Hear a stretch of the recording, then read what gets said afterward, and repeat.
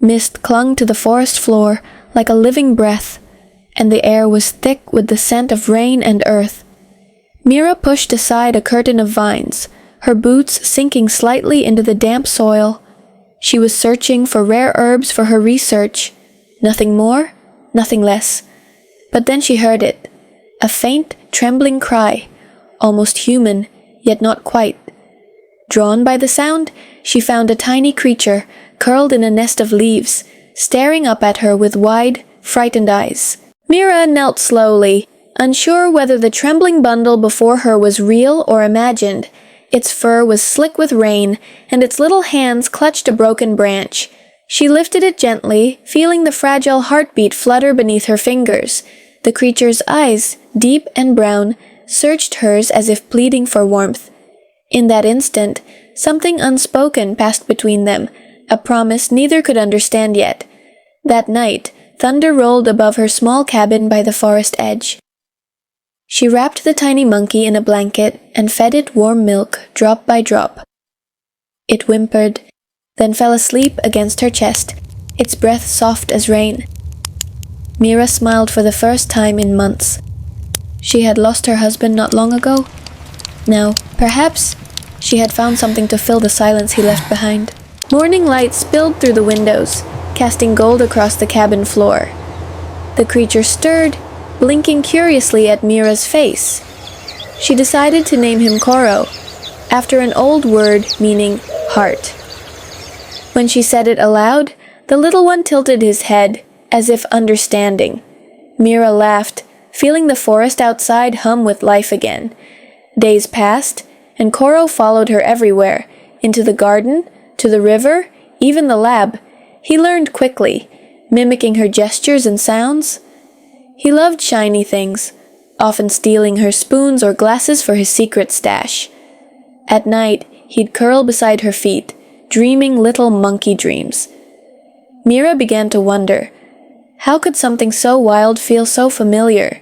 Villagers came sometimes, bringing herbs or gossip. They warned Mira not to keep forest creatures. Bad luck, they said. But she brushed them off. Koro was harmless, sweet, and deeply loyal. Still, she sometimes noticed strange tracks outside the cabin, too large for any monkey. She ignored them, believing the forest simply kept its secrets well. Koro grew quickly, more than any primate she'd studied before. His limbs thickened, his chest broadened, his movements became powerful. He began lifting heavy logs, surprising even Mira with his strength. At night, she'd catch his eyes glowing faintly in the firelight. She felt awe and a strange unease. What exactly had she brought home? The forest seemed to change as Koro grew stronger. Birdsong faded when they passed, and smaller animals hid in silence. Mira tried to study his habits, noting his growing size and strange vocalizations.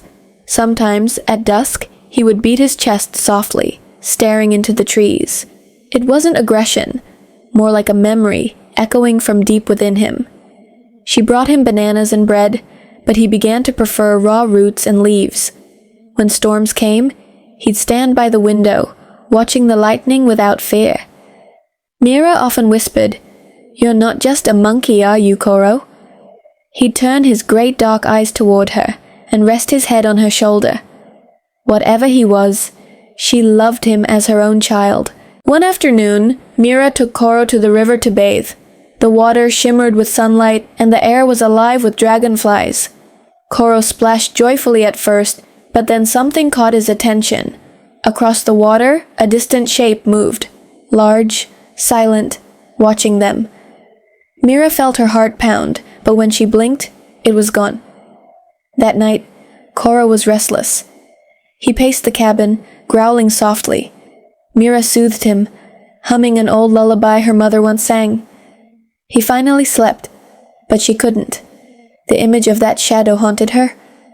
Maybe another animal lived nearby, a bear perhaps. Yet deep down, she sensed something more ancient, something she shouldn't disturb.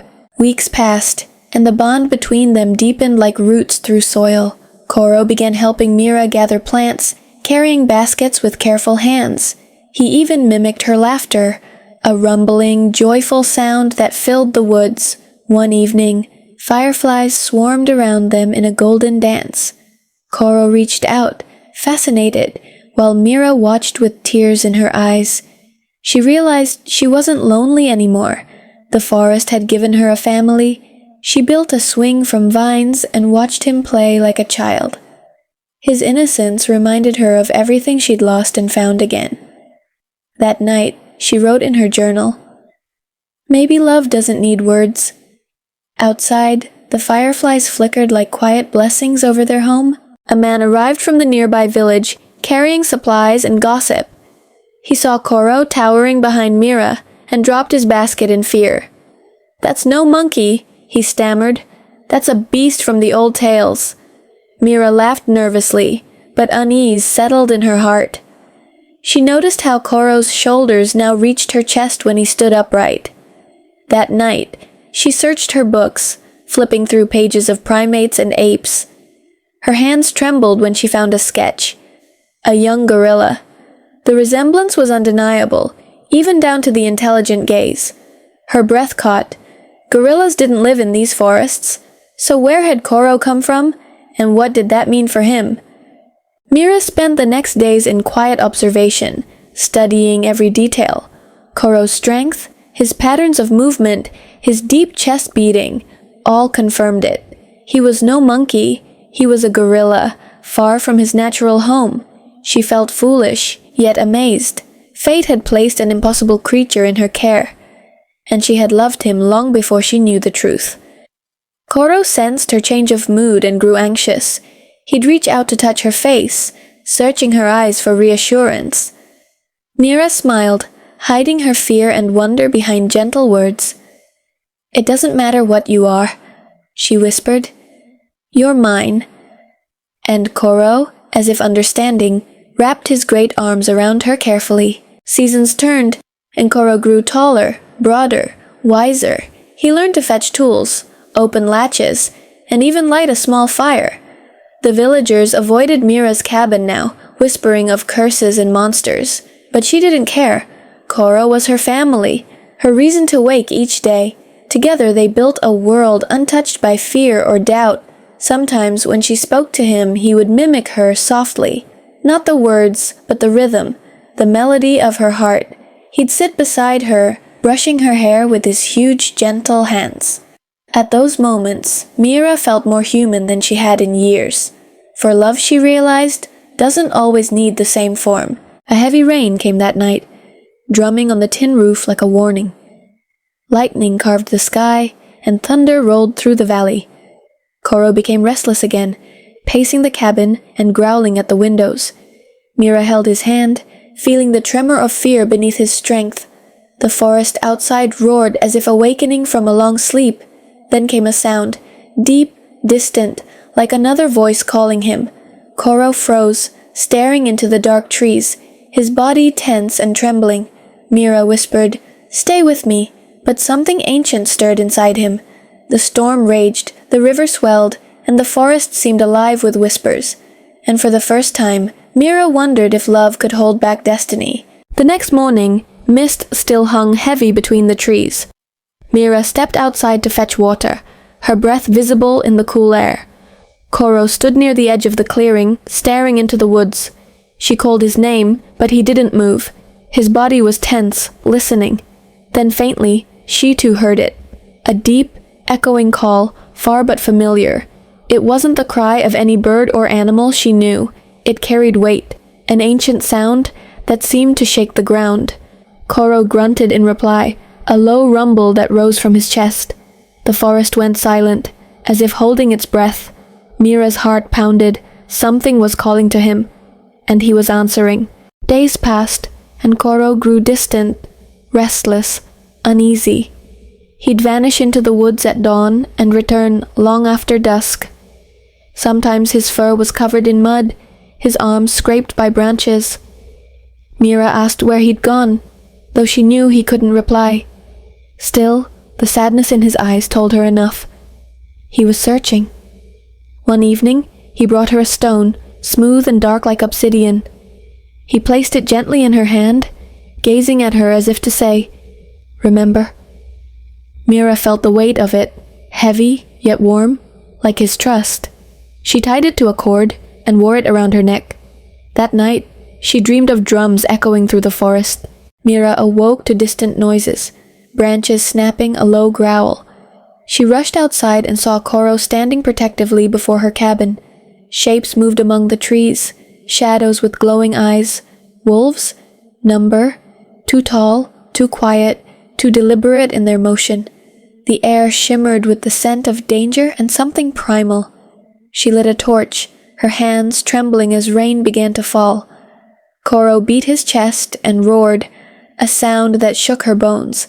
The figures retreated into darkness, melting like mist. When silence returned, Koro slumped beside her, exhausted.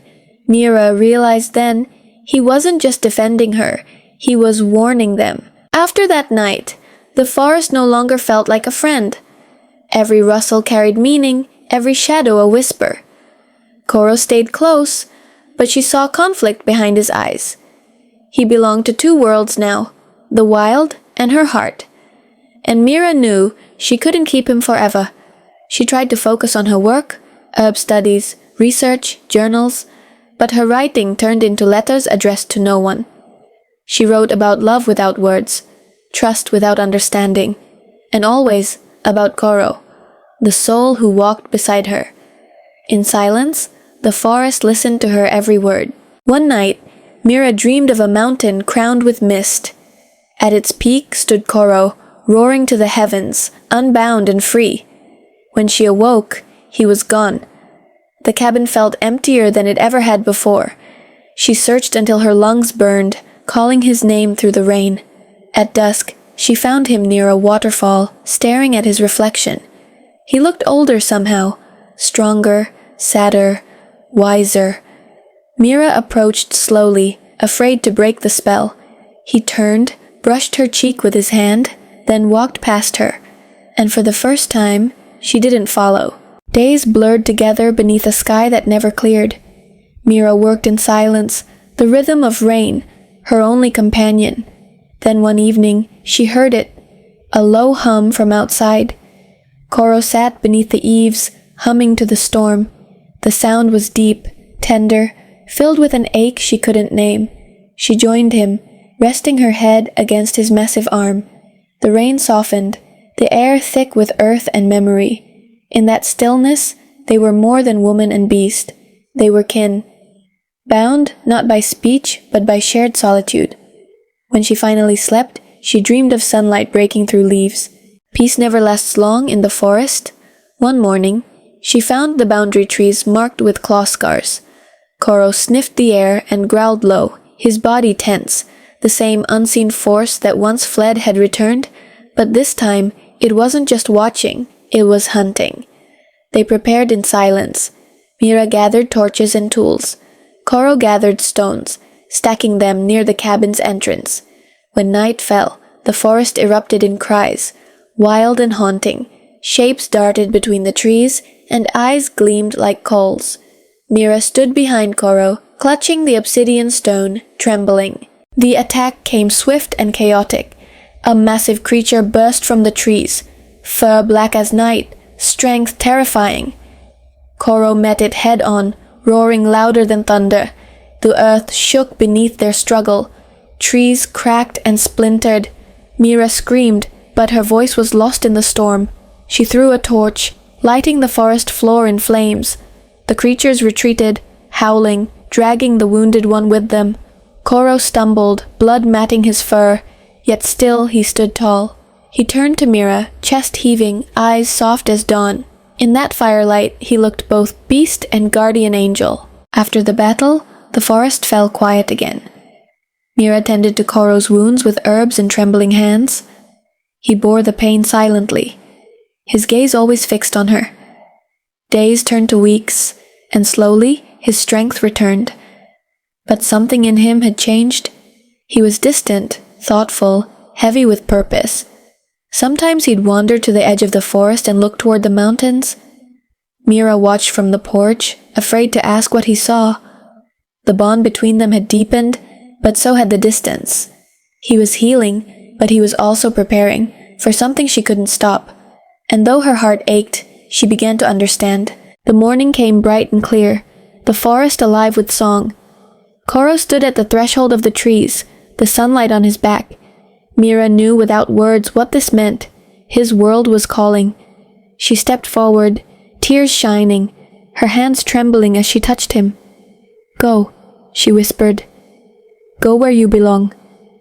He looked at her for a long moment, eyes glistening with emotion. Then slowly, he pressed his forehead to hers. A final goodbye. When he turned away, the forest seemed to part to let him through. Mira watched until the last shadow of him disappeared. The wind carried his echo, a deep, distant call that faded into peace. The forest felt too quiet without Koro's presence. Mira woke each morning expecting to hear his soft grunts or footsteps. Instead, only the wind moved through the trees, whispering memories. The swing he used still hung outside, swaying with invisible weight. Every creak reminded her of laughter now lost to the woods. She tried to return to her studies, but her journals stayed blank. The forest plants no longer inspired her. They felt hollow, lifeless. At night, she'd touch the obsidian stone around her neck. It pulsed faintly with warmth, or maybe it was her heartbeat. Either way, it felt like Koro was still near, watching. Weeks turned into months. The world outside carried on. Villagers came less often now, whispering of strange noises at night. Mira ignored them, though part of her listened with quiet hope. Sometimes she thought she heard heavy footsteps beyond the trees. But when she looked, there was only mist and the rustle of leaves. She built a fire each evening, leaving fruit and bread by its side. A ritual of hope, a gift for a friend who might return. Sometimes in the morning, the food was gone, the earth disturbed. Her heart would leap, only to sink again in doubt. "Maybe," she whispered, "some hopes are meant to ache forever." One misty dawn, she went to the river to fetch water. There, on the far bank, she saw a shape she knew by heart. Massive, dark, still. It was Koro. He stood watching her, half hidden by ferns, silent as memory. Her breath caught. Her hands trembled so hard the pot slipped. She called his name, voice breaking across the water. For a moment he hesitated, muscles tensing. Then he turned and vanished into the green depths. Mira fell to her knees, tears mixing with river water. He was alive, but the distance between them was wider than ever. That night, Mira found something strange on her porch, a circle of stones arranged with impossible care. In the center lay a single leaf, folded neatly like a gift. She touched it, heart pounding. It was his doing, she was sure. He remembered. He still came. She began leaving messages of her own, small drawings on bark, patterns made of flowers and shells, hoping he'd understand. Days later, new ones appeared, echoing her designs. It was their secret language now, woven in silence and trust, and through it, their bond began to live again. Autumn came early that year, painting the forest in gold and fire. Mira walked the paths she once shared with him, humming softly. Then one evening, she heard the familiar rhythm of heavy steps. Her heart nearly burst when Koro emerged from the trees. He was enormous now, majestic, powerful, but gentle in his gaze. She approached slowly, tears streaming freely down her face. Koro crouched, lowering his massive frame to her height. She touched his fur. It was coarser, but warm as always. They stayed like that, woman and gorilla, as dusk wrapped around them. No words were needed. Home had returned. Days passed in harmony again. Koro no longer stayed away. He lingered near the cabin, watching her work. He carried logs, fetched water, even helped gather herbs. Mira spoke to him as if he understood every word, and sometimes she was certain that he did. Together, they rebuilt the garden, mended fences, restored old paths. When birds sang, Koro would hum along, his deep tones blending perfectly. Mira laughed more than she had in years. Even the villagers began to whisper less about curses. It was as if peace had found its way back through the trees. Then came the quake. Sudden, violent, cruel. The ground split, trees toppled, and the river turned wild. Mira screamed as the earth shook beneath her cabin. Koro rushed to her, shielding her body with his own. Debris fell around them, but he held firm, protecting her completely. When the tremors ceased, everything was dust and ruin. The garden lay broken, their tools buried under soil. Koro bled from a deep wound on his shoulder, yet didn't cry out. Mira wept as she cleaned it, whispering thanks and prayers. He only looked at her, tired, but smiling through the pain. Winter came harsh and early, sealing them in white silence. Mira cared for Koro day and night, his wound healing slowly. He was weaker now, though he hid it behind calm eyes. Still, every time she touched him, warmth filled her chest. They had survived so much together. It felt eternal. Yet sometimes she caught him staring toward the mountains again. Perhaps he longed for his kind, for the call of the wild. Mira wished she could give him both worlds, freedom and love. But she knew the forest demands what it lends, and someday it would take him back. The snow fell heavier each day, blanketing everything in white stillness. Food grew scarce, and Mira rationed what little she had left. Koro grew quieter, his breath visible in cold air. At night, she'd hold his hand and tell stories of warmer days. He'd listen, eyes heavy, his chest rising slower with each breath. She tried to feed him, but he began refusing food. Instead, he'd lift her hand, pressing it to his heart. Mira wept, realizing what he was saying without words. He wasn't giving up, he was saying goodbye. And no love could stop what nature had already chosen. The morning came pale and silent, the kind that feels like an ending. Mira woke to find Koro lying peacefully near the fire. His eyes were half open, watching the sky through the window. She knelt beside him, holding his massive hand in hers. "Stay," she whispered, voice trembling. "Please stay." Koro turned his head slightly, his gaze soft, full of love. He exhaled one final breath, a sigh that seemed to lift the snow itself. The forest outside grew still, as if mourning with her. Mira pressed her forehead to his and whispered, "Thank you." The fire crackled once, then went quiet, leaving only the echo of her sobs. The cabin was too quiet after Koro's final breath. Mira sat beside him for hours, unable to move or speak. Snow drifted through a crack in the window, dusting his fur like starlight. The forest outside was utterly still. No birds, no wind, no sound. It was as if the entire world had paused to honor him. She covered him with a woven blanket, the one he used on cold nights. Her hands trembled as she whispered every memory aloud. The laughter, the storms, the nights by the fire, all poured from her heart. Tears fell freely, soaking the earth beneath him. The forest listened, and in its silence, it wept with her. At dawn, Mira dug the frozen ground with numb hands. Each strike of the shovel echoed like thunder in her chest. She chose the great banyan tree near the river, where Koro loved to rest. Its roots spread wide, strong and eternal, just like him. When the grave was ready, she lowered him gently into the earth. She placed his obsidian stone upon his chest. "Your heart belongs to the forest?" she whispered. Then she covered him with soil, each handful a prayer of love. When it was done, she sat beside the mound, unable to rise. Above, sunlight broke through the clouds for the first time in days. Mira no longer counted the days. She moved through life like a ghost among trees. The cabin stood silent, untouched, as if waiting for a voice that would never return. She stopped lighting fires, stopped speaking to the wind. Even the birds seemed to know not to sing near her home. But grief, like rivers, cannot stay frozen forever. One morning, she heard a faint rustling by the banyan tree. A small monkey, curious, bright-eyed, watched her from a branch.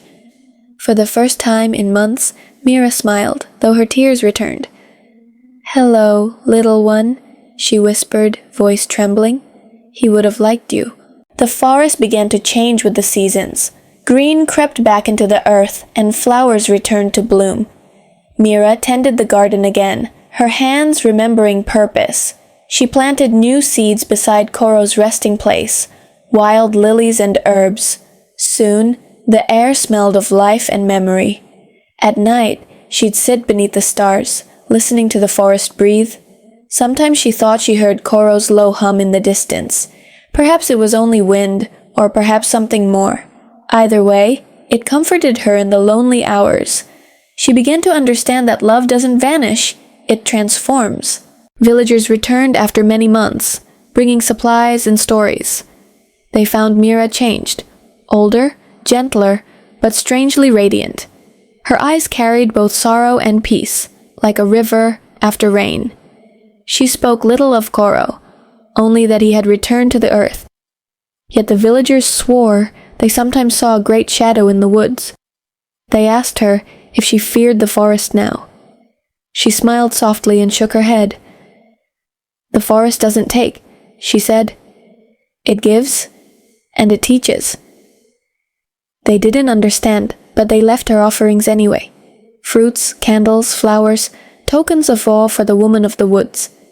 That night, Mira dreamed she was walking through silver mist. The moonlight spilled like water across the forest floor. From the shadows, Koro emerged, taller, radiant, whole. He didn't speak, but his eyes told her everything.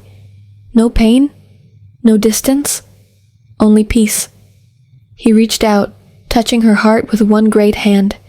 The obsidian stone around her neck grew warm again. Mira smiled through tears as he faded into the light.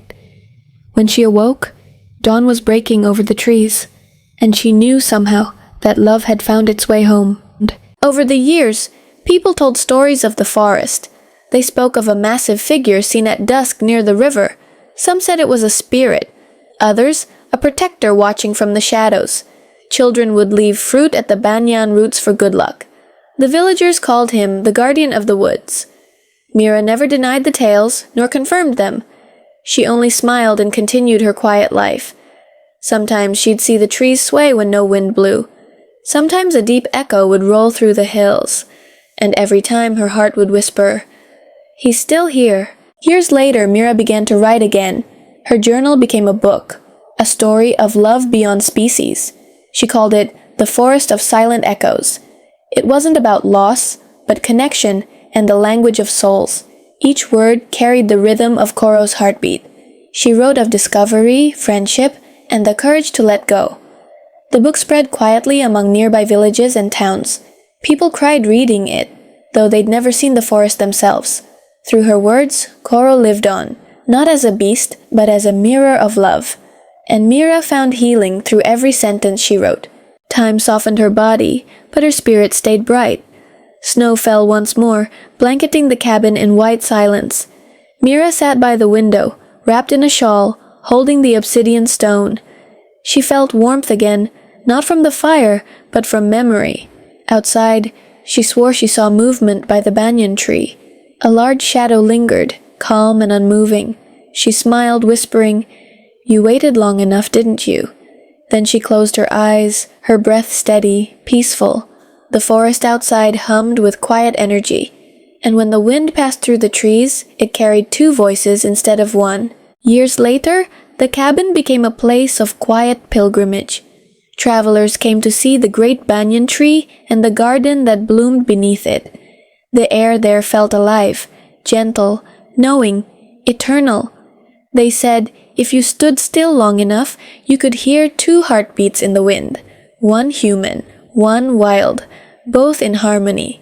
The forest endured, vast and timeless, carrying their memory within its roots, and every sunset, painted gold across the treetops, felt like a promise. That love, once born, never truly dies.